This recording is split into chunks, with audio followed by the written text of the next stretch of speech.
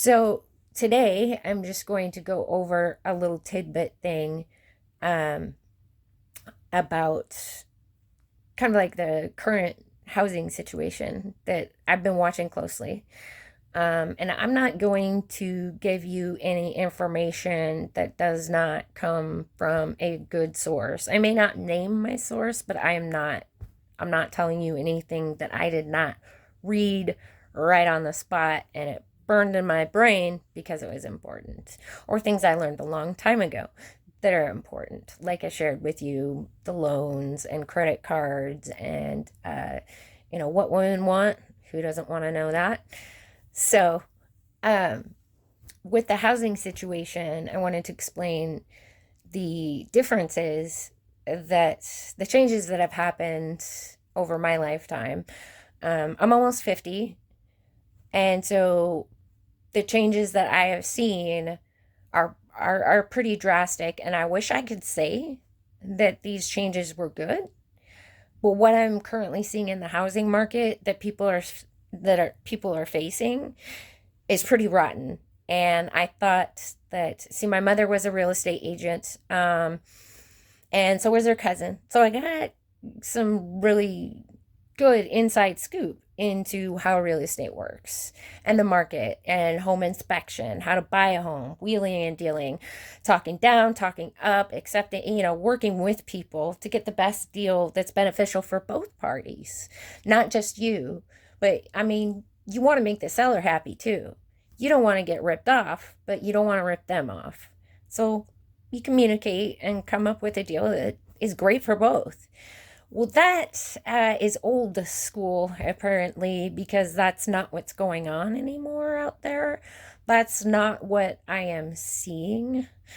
If you want to see, kind of learn a lot more about it, I watch a channel, um, Michael Bordenero, and he is fantastic and thorough. So if you want to know more about what's actually going on in real estate and what people are saying, and there's a lot of bogus, false stuff going on out there. Experts are telling us to do some very dumb things, and Michael explains a lot and why it's not smart. So compared to what I was taught and how things worked when I was growing up, looking at that to today, the processes have changed and turned into basically a complete real estate monopoly.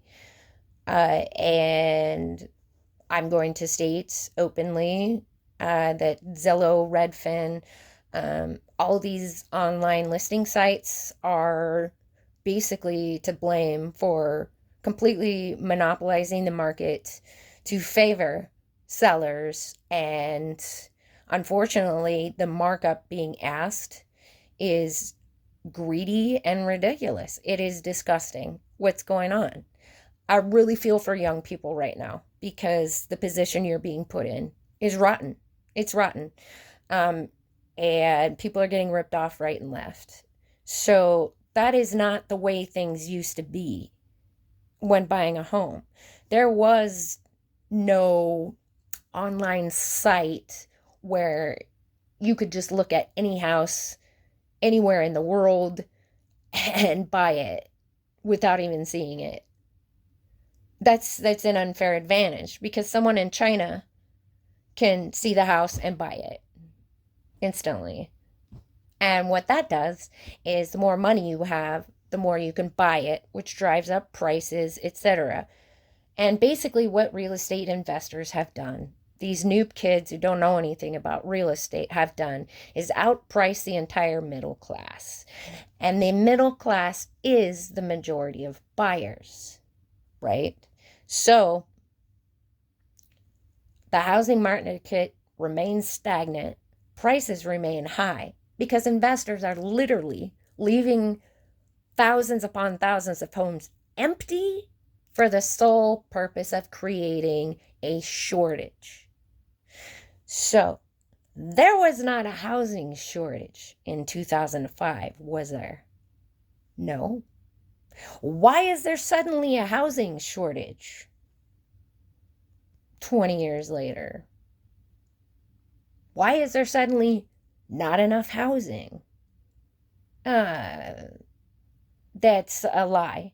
It's been faked. It's artificially created. It's nasty. Um, don't know why the government is allowing this, but the way real estate worked, and what I was told is you can expect a $10,000 per year gain on your home.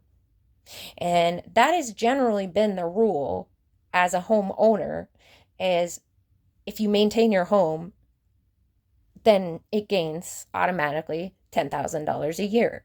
Now, $10,000 a year is a favorable gain to an owner, but also a low enough increase for buyers.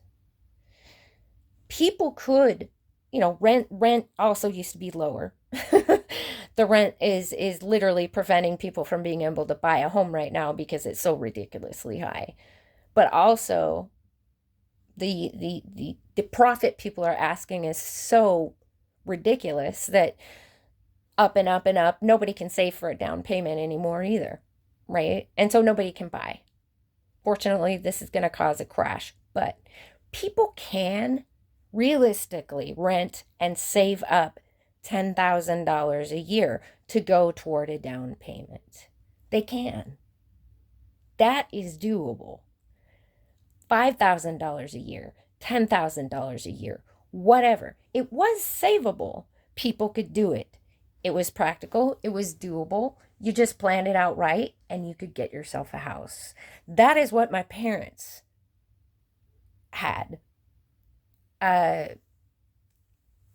My mother is a boomer, and she was able to granted my father helped with child support, but she was able to at least be able to be in a secure situation where she had an asset, a home that was worth enough. So what's going on today is these home flippers and investors are asking, if you use the $10,000 per year rule, these people are asking 10, 20, 30, 50, 100 years worth of equity. Now, it's the $10,000 rule is based on, your average 2 to 3 bedroom home, not mansions. But what's going on is that these people are asking us for decades of equity up front. They want us to pay them what the home will be worth in 30 years. Oh, it'll be worth that by the time your mortgage is paid off, so who cares? I mean, you'll get your equity back. No, you won't get your equity back. You're not going to, because you're paying too much up front to begin with. That sticker price is not practical anymore because they have just spiked it up beyond all means. And so for those of you hoping to buy a home, don't do it yet. Do not do it yet. Something's got to give here. This is a complete real estate monopoly. Don't rip yourself off by paying them $200,000 for a $50,000 cheap, poorly done makeover, right? Yeah, they're ripping people off right and left. And so your equity in a home is time. Time is money in real estate. But these new kids don't want to wait. They don't want to wait. They want their money and they want it now. That is not how the world works, though, is it? No, it's not. And so this is going to backfire. And they are still trying to get these astronomical, disgusting markups on homes. And you don't want to be part of that. You don't want to get yourself ripped off. who does.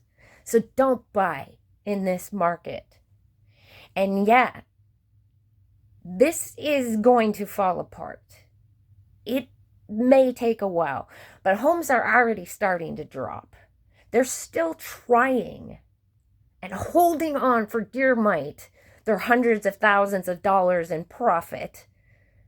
And it's going to backfire because they actually aren't experts in real estate whatsoever. They call themselves experts. They read Trump's books about how to get rich quick in real estate. They went to this $500, $1,000, $1,500 lecture and learned how to get rich quick in real estate. They watched a bunch of YouTube videos. Oh, they're the experts. They know what they're doing. Blah, blah, freaking blah. They have it all figured out. No, they don't. They're doing the opposite of how the market works. They are cheating the market, which unfortunately Mr. Trump wrote that in his books, exactly how to cheat the market. And he is in big trouble for it, is he not? He cheated big time using this method of the false markup. He lied, saying that his property was worth way more than it was. And that's what these people are doing. They're following this Trump model of saying that homes, and I quote, this comes directly from the spokesman for a top real estate investing company, mind you. He says, quote, well, actually, homes have been greatly undervalued for quite some time. And they want us to believe this. They're speaking that as if it's truth.